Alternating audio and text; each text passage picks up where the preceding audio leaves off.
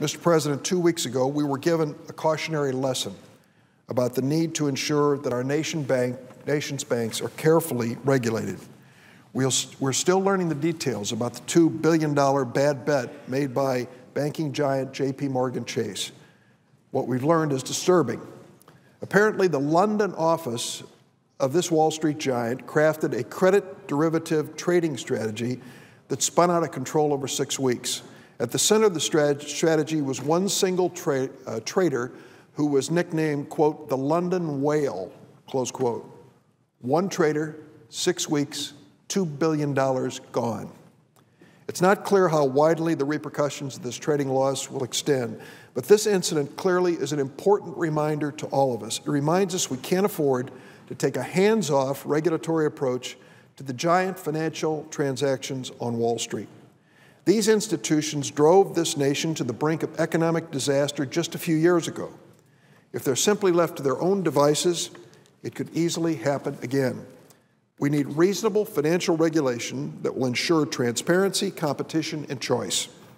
And we need to prevent Wall Street banks from fixing the rules and setting up rigged schemes that line their own pockets and hang Main Street America out to dry.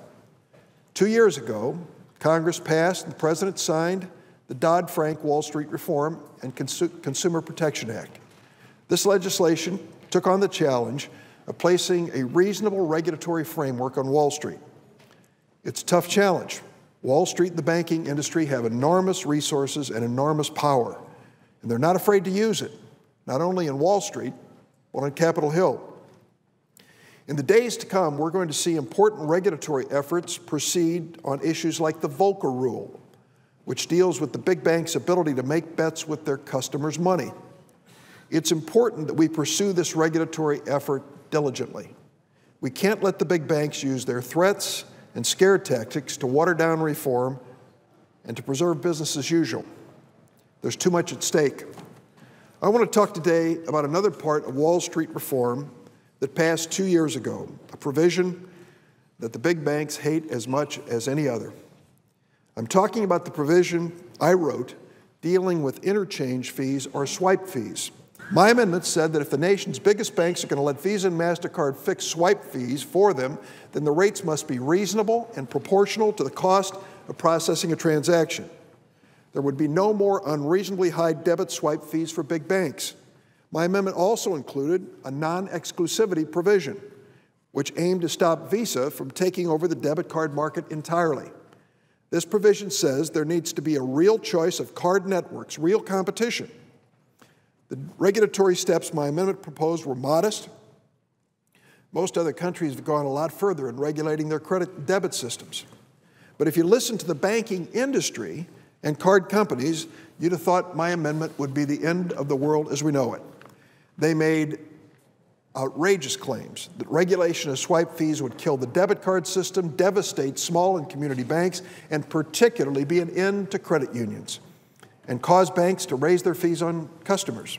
Well, my amendment passed the Senate with 64 votes, signed into law, and it's been 8 months since the swipe fee reform took effect. Well, it turns out all the scary scenarios threatened by the banks have not come to pass. First, the banks claimed it was impossible for Visa and MasterCard to establish a new tier of regulated swipe fee rates. As it turned out, creating this two-tier system was easy. There were already hundreds of rate tiers, so adding another one wasn't difficult. The banks then claimed that small banks and credit unions would be hurt by reform, even though all institutions with a value of less than $10 billion were exempt. As it turned out, small banks, community banks, and credit unions have actually thrived since this reform took effect. Why? Because under my amendment, small banks and credit unions can receive the higher interchange fees from Visa and MasterCard, higher than the big banks, although they control about 60% of the market. And those big banks have been so heavy-handed in their response to swipe reform, they've driven their customers, many of them, straight into the arms of the community banks and credit unions.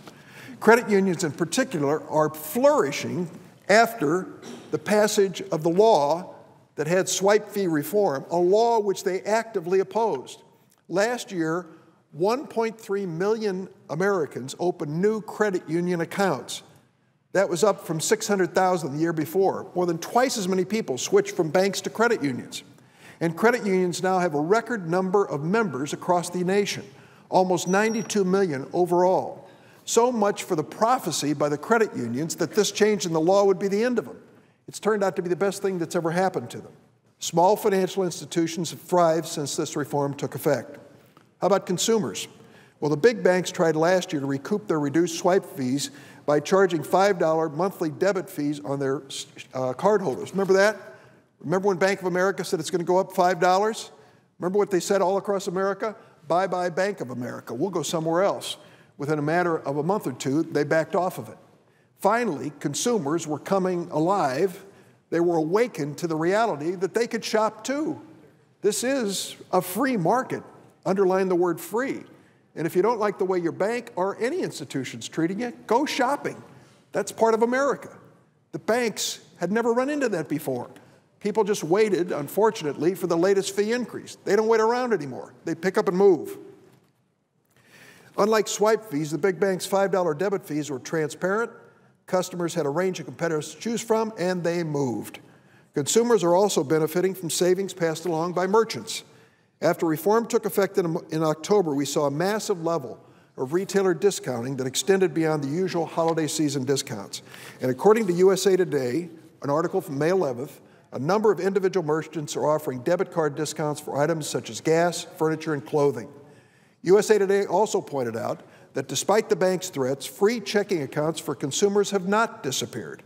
USA Today reported that in the second half of 2011, 39% of banks offered checking accounts with no monthly maintenance fee, up from 35% for the first half of the year. Also, of those banks that charged checking maintenance fees, the average fee fell in the second half. This is what's known as competition. What is wrong with that? That American families and consumers go shopping for the best bank deal. It's happening because swipe fee reform has created new competition. I think competition's a good thing. Now it's important to note that the savings of swipe fee reform to merchants and consumers actually should be even greater than it is. When the Federal Reserve was writing its rule to implement my amendment, the banks lobbied them to set a debit swipe fee cap at a level significantly higher than the 12 cents that the Fed said it actually cost to process a debit card transaction. Predictably, Visa and MasterCard and the big banks took advantage of this watered-down regulation that they'd lobbied for. Visa and MasterCard promptly jacked up their swipe fees to the 24-cent ceiling set by the Fed. Here's what's happened. Because swipe fees had traditionally been charged as a percentage of the transaction amount plus a small flat fee, this meant that the small dollar transactions used to incur fees of much less than 24 cents. Now, with Visa and MasterCard's rate increases, businesses that primarily deal with smaller transactions, coffee shops, fast food restaurants, they're paying far more in swipe fees than they did before. This is not a flaw in the law we passed, which wisely required reasonable and proportional charges. Rather, it shows the danger of watering down the regulations to implement the law. Already, the big banks and card companies are plotting to undo all these reforms and get that money back, the billions of dollars which they were taking in under the unregulated swipe fee regime. Visa, in particular, has crafted new fee schemes in its continuing effort to monopolize the debit card market. In fact, Visa recently disclosed that the U.S. Justice Department had opened a new antitrust investigation into anti-competitive aspects of Visa's newest fees. I continue to be concerned that the giant card companies, particularly Visa, are becoming too big and too powerful. These companies have gained an enormous amount of control over the way Americans can use their money. They set up fee systems, they dictate security standards, and they make a fortune by taking a cut out of every transaction they handle far beyond the cost of processing. There is no regulatory agency that directly supervises the actions of these card companies, and we can't afford to simply trust these companies to do what's in our nation's best interest or to watch out for consumers. That, again, is why the Consumer Financial Protection Bureau is such a critically important agency. It is virtually the only consumer protection agency at the highest levels of our government. In the weeks and months to come, I'll continue to work to ensure that the debit and credit card systems have competition, transparency, and choice, that there's a framework for reasonable regulation. I know the big banks and card companies are going to continue to fight it. They have a lot of money on the table. But I believe reasonable regulation is the right way to move forward, and I will continue to work for it. Our economy, our small banks, our credit unions, our merchants, and our consumers are benefiting from this important change in the law.